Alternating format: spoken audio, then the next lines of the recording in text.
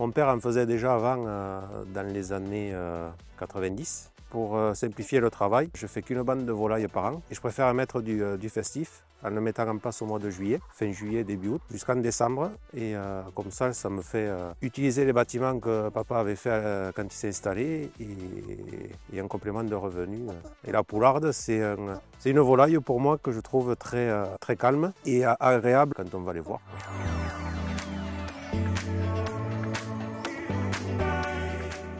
Bienvenue donc au cœur de la Starac, au pied du chêne de Tux, de ce chêne qui a plus de 350 ans, un chêne emblématique de la Starac et du Gers en particulier, de nos coteaux. Et puis c'est à l'ombre de ce chêne que je vous présente la poularde. Une fois qu'on l'a bien élevée, bien engraissée, eh bien nous la plumons à sec, qui permet de garder cette parure de plume que nous voyons, la plume, la collerette autour du cou, la plume sur le croupion. Et nous, celle-là, nous l'avons emmaillotée dans un torchon bleu marinière, aux couleurs du Gers.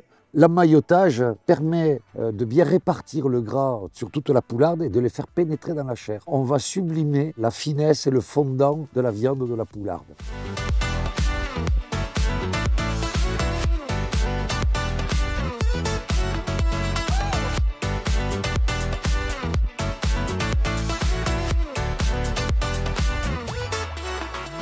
La différence entre le chapon et la poularde, c'est que la poularde, on va retrouver une chair, une peau plus fine que sur le chapon. Elle va être aussi grasse, mais ça va être en bouche un peu moins lourd. On a une volaille quand même qui reste festive, qui n'est pas forcément très connue par rapport au chapon, qui est moins connue, et qui est en bouche excellente. Donc la poularde est un produit qui est abordable, peut-être plus abordable que d'autres volailles festives. Actuellement, on va la retrouver au moment des fêtes, au mois de décembre, dans des épiceries, dans des boucheries, un peu partout en France.